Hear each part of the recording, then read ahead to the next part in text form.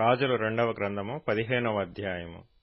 ఇశ్రాయేలు రాజైన యరొబాము ఏలుబడిలో 23వ సంవత్సరమందు యూదా రాజైన అమజ్యా కుమారుడైన అజర్యా ఏలనారంభించెను. అతడు 16 ఏండ్ల వాడై ఏలనారంభించి యెరూషలేమునందు 52 సంవత్సరములు రాజుగా ఉండెను. అతని తల్లి యెరూషలేము కాపురస్తురాలైన యెకొల్యా. ఇతడు తన తండ్రి అయిన అమజ్యా చర్య ఎంతటి ప్రకారము యెహోవా దృష్టికి నీతి గలవాడై ప్రవర్తించెను. ఉన్నత స్థలములను మాత్రము కొట్టివేయలేదు. ఉన్నత స్థలముల యందు జనులు ఇంకనూ బలులు అర్పించుచు ధూపము వేయుచూ ఉండిరి. యెహోవా ఈ రాజును మొత్తినందున అతడు మరణమగు వరకు కుష్ఠరోగి అయి ప్రత్యేకముగా ఒక నగరులో నివసించెను. గనుక రాజకుమారుడైన యోతాము నగరు మీద అధికారి అయి దేశపు జనులకు న్యాయము తీర్చువాడుగా ఉండెను. అజర్యా చేసిన ఇతర కార్యములను గూర్చియు అతడు చేసిన దానినంతటిని గూర్చియు యూదారాజుల వృత్తాంతముల గ్రంథమందు వ్రాయబడి ఉన్నది. అజర్యా తన పితరులతో కూడా నిద్రించి దావీదుపురములో తన పితరుల సమాధి యందు పాతిపెట్టబడగా అతని కుమారుడైన యోతాము అతనికి మారుగా రాజాయెను. యూదారాజైన అజర్యా ఏలుబడిలో 38వ సంవత్సరమందు యరొబాము కుమారుడైన జకర్యా షోమ్రోనులో ఇశ్రాయేలు వారిని 6 నెలలు ఏలెను. ఇతడు ఇశ్రాయేలు వారు పాపము చేయుటకు కారకుడగు నెబాతు కుమారుడైన యరొబాము చేసిన పాపములను విడువక అనుసరించుచు తన పితరులు చేసినట్లుగా తానును యెహోవా దృష్టికి చెడుతనము జరిగించెను. యాబేషు కుమారుడైన షల్లూము అతని మీద కుట్ర చేసి జనులు చూచుచుండగా అతని మీద పడి అతనిని చంపి అతనికి మారుగా రాజాయెను. జకర్యా చేసిన కార్యములను గూర్చి ఇశ్రాయేలు రాజుల వృత్తాంతముల గ్రంథమందు వ్రాయబడి ఉన్నది. నీ కుమారులు 4వ తరము వరకు ఇశ్రాయేలు సింహాసనం మీద ఆసీనులై యుందురని యెహోవా యెహూతో సెలవిచ్చిన మాట చొప్పున ఇది జరిగెను.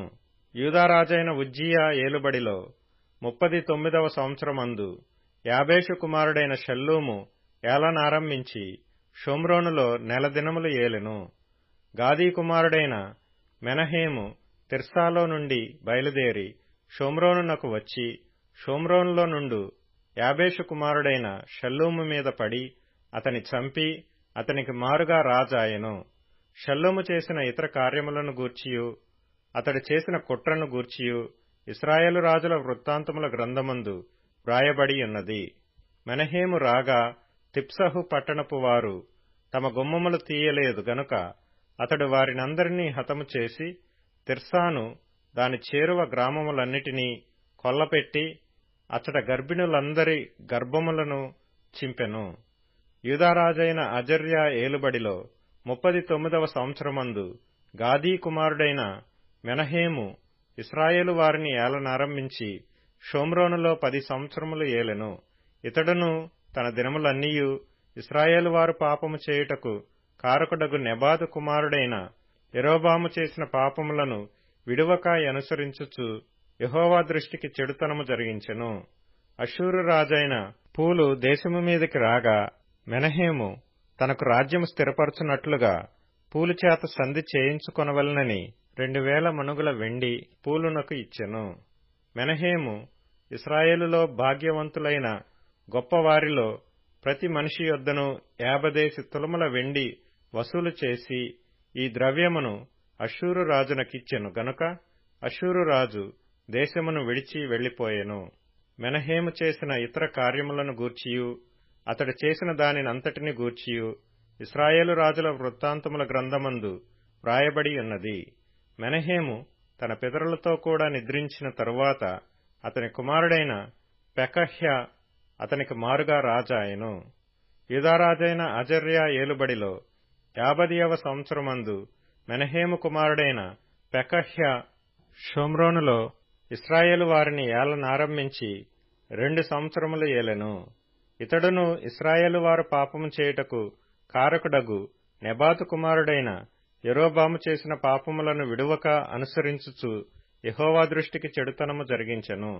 ఇతని క్రింద అధిపతియు రెమల్యా కుమారుడునైన పెకహు కుట్ర చేసి తన యొద్దనున్న గిలాదీయులైన 50 మందితోనూ అర్గోబుతోనూ అరీహేనుతోనూ కలిసికొని షోమ్రోన్లోనున్న రాజనగరులోని అంతఃపురమందు అతనిని చంపి పెకహ్యాకు మారుగా రాజాయెను.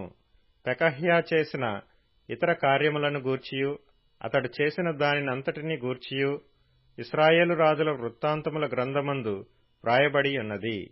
యూదారాజైన అజర్యా ఏలుబడిలో 52వ సంవత్సరమందు రెమల్యా కుమారుడైన పెకహు షోమ్రోనులో ఇశ్రాయేలును ఏలనారంభించి 20 సంవత్సరములు ఏలెను. ఇతడును ఇశ్రాయేలు వారు పాపము చేయుటకు కారకుడగు నెబాతు కుమారుడైన యెరోబాము చేసిన పాపములను విడువక అనుసరించుచు యెహోవా దృష్టికి చెడుతనము జరిగించెను. ఇశ్రాయేలు రాజైన పెకహు దినములలో అష్షూరు రాజైన తిగ్లత్పిలేసెరు వచ్చి ఈయోను పట్టణమును, అబేల్ బేత్ మయకా పట్టణమును, యెనోయహు పట్టణమును, కాదేషు పట్టణమును, హాసోరు పట్టణమును, గిలాదు దేశమును, గలిలయ దేశమును, నఫ్తాలి దేశమంతయును పట్టుకొని అచటనున్న వారిని అష్షూరు దేశమునకు చెరగా తీసుకొని పోయెను. అప్పుడు ఏలా కుమారుడైన హోషేయ ఇశ్రాయేలు రాజును రెమల్యా కుమారుడైన పెకహు మీద కుట్ర చేసి అతని మీద పడి అతని చంపి యూదారాజైన ఉజ్జియా కుమారుడైన యోతాము ఏలుబడిలో 20వ సంవత్సరమున అతనికి మారుగా రాజాయెను. పెకహు చేసిన ఇతర కార్యములను గూర్చియు అతడు చేసిన దానినంతటిని గూర్చియు ఇశ్రాయేలు రాజుల వృత్తాంతముల గ్రంథమందు వ్రాయబడి ఉన్నది. ఇశ్రాయేలు రాజును రెమల్యా కుమారుడునైన పెకహు ఏలుబడిలో 2వ సంవత్సరమున యూదారాజైన ఉజ్జియా కుమారుడగు యోతాము ఏలనారంభించెను. అతడు 25 ఏండ్ల వాడై యెరూషలేమునందు రాజై 16 సంవత్సరములు ఏలెను. అతని తల్లి సాదోకు కుమార్తె అయిన యెరూషా. ఇతడు యెహోవా దృష్టికి నీతిగా ప్రవర్తించి తన తండ్రి అయిన ఉజ్జియా చర్యను పూర్తిగా అనుసరించెను. అయినను ఉన్నత స్థలములను కొట్టివేయకుండెను. జనులు ఉన్నత స్థలములందు ఇంకనూ బలులనర్పించుచు ధూపము వేయుచూ నుండిరి. ఇతడు యెహోవా మందిరమునకున్న ఎత్తైన ద్వారమును కట్టించెను. యోతాము చేసిన ఇతర కార్యములను గూర్చియు అతడు చేసిన దానినంతటినీ గూర్చియు యూదారాజుల వృత్తాంతముల గ్రంథమందు వ్రాయబడి ఉన్నది. ఆ దినములలో యెహోవా సిరియారాజైన రెజీనును రెమల్యా కుమారుడైన పెకహును యూదాదేశము మీదికి పంపనారంభించెను. యోతాము తన పితరులతో కూడా నిద్రించి తన పితరుడైన దావీదుపురమందు తన పితరుల సమాధిలో పాతిపెట్టబడెను. అతని కుమారుడైన ఆహాజు అతనికి మారుగా రాజాయెను.